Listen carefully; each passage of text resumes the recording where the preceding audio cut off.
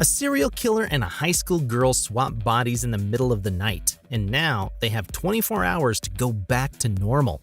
And that's why today in Flick Summary, freaky. The movie begins with a group of friends talking about the Blissfield Butcher, a serial killer who started his reign of terror back in the 90s and has now apparently disappeared. However, people continue to talk about him every year as if he was some sort of urban legend. Two of the kids go inside the house to get some wine, and for some reason the butcher is there too. It's like if they summoned him by talking about him or something. Anyway, you can't see him yet, but I'm telling you, he's there. One of the guys breaks a bottle of wine after hearing a noise. He starts picking up the broken pieces and, oh my god, he killed him. I mean, listen, when I saw the trailer for this movie, it kind of made me feel like I was gonna watch a sort of weird teenage comedy featuring a serial killer, but nope. Turns out the movie is actually pretty gory. Anyways, the butcher kills the girl the first guy was with and then goes for the other two. One of them gets killed instantly and the last one escapes. Yay! The last survivor gets into her home and hides in the closet, but the butcher is quick to find the place and starts looking for her. He opens the closet and nothing. She hid inside a secret room built within the closet. So the butcher leaves and the girl immediately comes out of her hiding place. Honestly, if that had been me, I would have stayed inside the secret room until the next morning, you know? Just in case. As expected, the butcher gets to the girl and kills her. And as he is leaving, a weird-looking dagger known as the Dola calls his attention. He obviously steals it and disappears. Now in high school, we meet a new group of friends. Millie, the girl who was constantly bullied for no other reason than simply dressing bad, Joshua and Leela. Then there's also Ryler, Millie's bully, Brooker, Millie's crush, and Mr. Fletcher, Millie's shop teacher, who, by the way, is a total ass.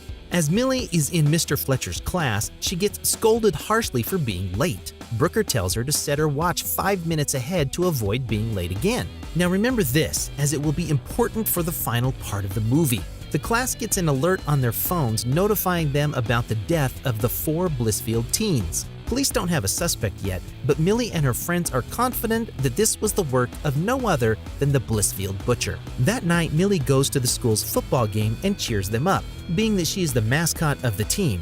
Still, she gets teased by the jocks on the field. As the game ends, Millie and her friends leave the school and plan to leave altogether.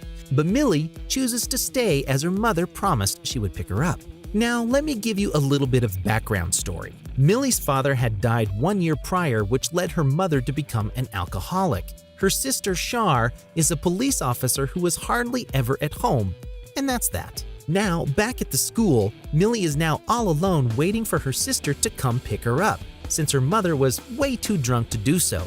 While in the darkness, she spots the shadow of a man which, of course, considering what happened to the last 4 students, leads her to say this. Please tell me the butcher, please tell me the butcher, please tell me the butcher. Oh, guess what, Millie? He is the butcher! The killer chases Millie all the way into the school's football field and tackles her down to the ground. By the way, is she still wearing her beaver costume? No wonder the butcher ran faster than her. Anyways, now on the floor, the butcher pulls out the Dola and prepares to stab her in the shoulder. But as it would seem, the Dola has magic powers and different plans for this killer. As the butcher stabs Millie in the shoulder, he gets the same injury which makes him back away, just in time for Millie's sister to arrive and save her from a certain death. The butcher escapes, leaving the dagger behind. Millie gets rescued and the Dola gets taken down to the police station. The day after, Millie wakes up but is now in the butcher's body, and the butcher is in Millie's body. So Millie goes on her way to the school in the butcher's body but gets recognized by a lot of people, being that there's already a mugshot of him and everyone is terrified of what he could do to them. She goes into the school and takes a shower. On the other hand, the butcher now in Millie's body decides to also go to the school wearing a completely different outfit than the real Millie would usually wear. He runs into Ryler and asks her to take her to a more private place, which she does. So now, in the bathroom, Ryler takes a moment to go pee, but sees Millie in the butcher's body taking a shower. As expected, she freaks out and goes back to Millie, who in turn tells her to hide in a cryogenic chamber. Hold up, what? This school has got a cryogenic chamber?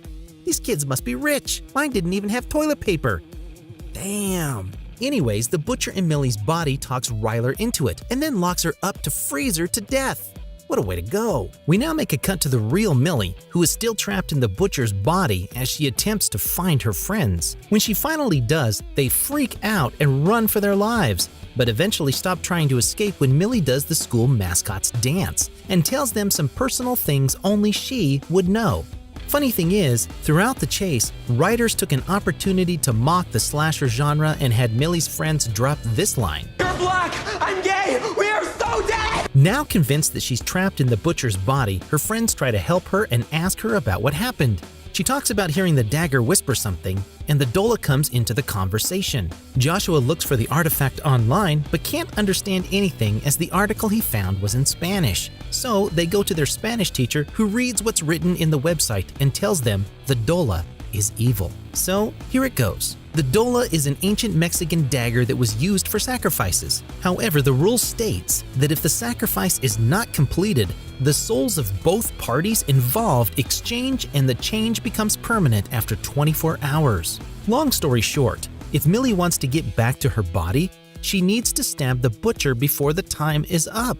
Now back to the butcher in Millie's body. He gets into Mr. Fletcher's classroom and oh my god, did she just cut him in two? Okay, next scene. The butcher and Millie cross paths in school and the butcher in Millie's body screams so the police can chase him. This forces Millie in the butcher's body to run away with the help of her friends.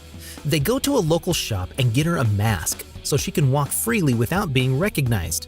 Right, as if wearing a mask in an ordinary day was not weird at all. Anyways, the group of friends find out that evil Millie had convinced the football team to do a party at the old mill, which just so happens to be the butcher's hideout. But it's not until a few hours later, so they still have time to try and get the butcher in Millie's body at the school. As the trio of friends arrive, they notice evil Millie is on her way to kill real Millie's crush, Brooker. They saved him, capture the butcher, and take Brooker with them back to Joshua's house. There, Millie in the butcher's body tries to explain to Brooker that she's trapped into the killer's body, which he believes after she recites a poem that she had left in his locker a few weeks before. Now that everyone knows the truth of the situation, the group of friends start to talk and reveal how the doula has magical powers and that Millie has to stab the butcher before the clock gets to midnight. Sure, go ahead guys, talk all about your plan in front of the tied-up psycho killer. It's not like he's going to do everything in his power to avoid all of you to succeed or something. Millie, Leela, and Brooker plan to go get the doula at the police station and leave Joshua alone in his place with the butcher in Millie's body. He eventually gets free and chases both Joshua and his mother, who had just come back home from work earlier than expected. While this is happening, Leela enters the police station and is lucky to find only one cop, Millie's sister. She convinces her that the butcher is outside the station and that she should go look for him. This, of course, gives Leela an opportunity to get the keys to the evidence locker and get the doula. Unfortunately, though, Shar comes back to the station and catches Leela in the act. Right then and there, the butcher in Millie's body gets into scene and steals the dagger and runs away while Shar is shooting at her sister in the butcher's body, who also just came into scene. Millie gets her sister into a holding cell and apologizes before leaving with her group of friends. Joshua arrives at the station just as the butcher is driving away, and together the group of friends decide to go after him at the old mill, but they get there too late. Evil Millie had already sent 3 jocks who were trying to abuse her to a better life. But in a retrospective, I guess you can say they deserved it. Actually, now that I think of it, the butcher only killed all of Millie's nemesis. There's the bully, then the teacher, and now these guys. I mean, sure, he wanted to off the boyfriend, her sister, and her friends, but only got the bad guys. The real Millie and evil Millie finally meet again and get into a fight. The real Millie is winning the battle now that she is in a stronger body, but just as she is about to stab evil Millie to get her body back, the police arrive and shoot the dagger down. Evil Millie escapes with the doula, leaving the real Millie to fight the cop and knock him down. She goes after her again, but this time, her friends help her catch the butcher. They tackle her to the ground and hold her tight so the real Millie can stab her and get her body back. Unfortunately, her alarm goes off at 12 a.m., which means she can no longer return to her previous self. 24 hours have passed. Oh boy, this is sad. Nah, I'm just kidding. Remember how I told you not to forget when Brooker told Millie to set her watch 5 minutes ahead to never be late to class again? Well, she did.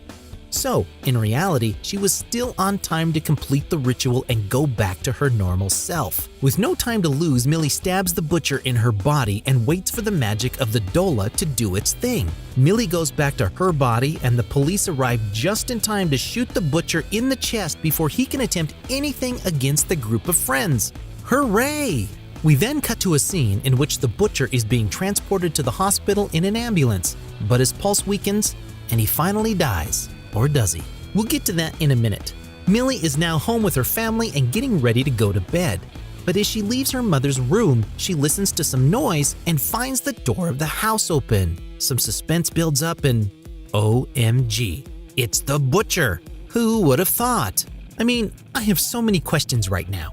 How did the killer know where Millie lived? Also, one would think being shot multiple times in the chest is more than enough to kill you. But I guess in this case, the power of the script saved this guy. Seriously, he is as unkillable as Leatherface in the new 2022 Texas Chainsaw Massacre movie. Anyways, after breaking out from the ambulance somehow, the butcher gets a hold of Millie and attempts to kill her. But her mother and sister show up and they all three fight the killer to save their lives. Of course, as if he hadn't been shot multiple times just an hour earlier, he overpowers them and defeats them all one by one. That is, until Millie kicks him in the nuts and then goes for the chest with the pointy stick she grabs from the room. Oh, and yeah, notice how he doesn't have any bullet wounds in his chest when Millie kills him? Or throughout the entire final scene for that matter? I guess they magically disappeared, huh? Well, at least he's dead for real this time. Hooray! And that's all for today. Now tell me, what do you think of this movie? Did you like it? Let me know in the comments. And as always, don't forget to subscribe, like this video, and share it with your friends. See you next time.